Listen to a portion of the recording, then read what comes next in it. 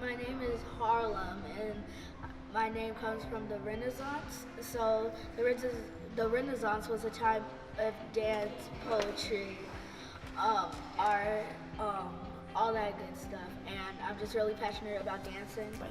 Then suddenly I would find myself in Seattle with being a mother and a daughter who's going to this school, and she's talking about this woman from Louisiana that teaches tap dancing and that I should go and see her. And so started a partnership over at Martin Luther King Elementary School with this Creole woman from the 7th Ward named Dr. Darylyn Smith, and she was a tap dancer, and we began to talk about tap dancing. And then along with that, it was really funny to us because the actual evolution of tap dancing for us was very similar to just being black.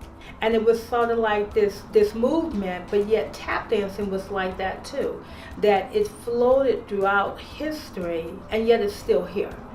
Nothing is going to change unless we ourselves as people of color, especially, like in America, like if we do not take the time to learn about our history and also what exactly has brought us to this point, especially to this point in history.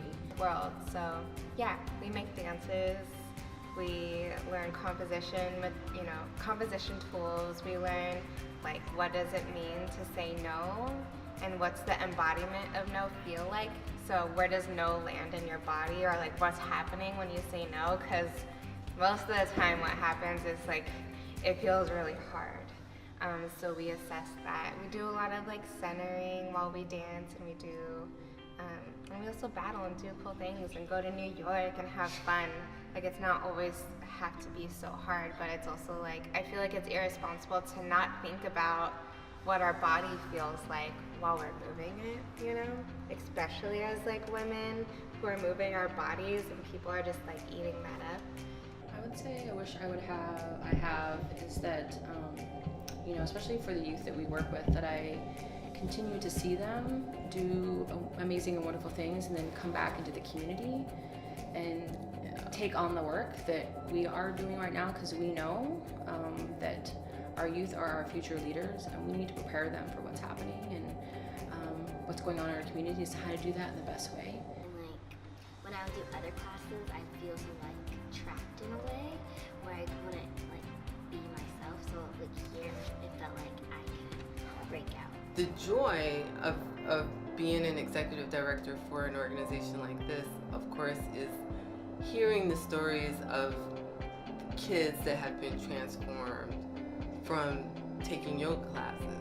We're always told stories about kids who come in and, because of the trauma that they've been experiencing, or abuse or what, they have a lot of anger and maybe they're having a hard time sleeping and they might even be hurting themselves as a result of what they're dealing with.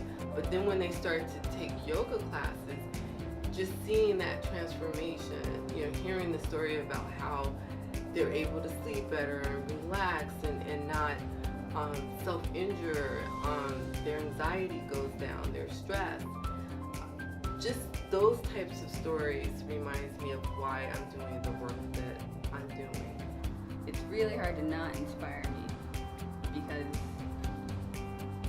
all members of my community are doing work that I might not be able to do, that do work differently, that succeed in ways that I don't succeed in. So like, that is already amazing. And I'm always like, how did you do that, right? Not so I can be like, oh, so I can do those things, but like, wow, like what you're doing is awesome. And I want to be able to do those things. Yeah. Right? I want you to succeed in the ways that you can succeed. Different the ways that I succeed, but ways that I'm so good at you succeeding in. Okay, so I was with Remix, and Angel was one of the girls she took me in, and she started teaching, and her classes were the joy of just being there. And so from there on, she was the one who we looked up to, so she made this group, and it's amazing, and it's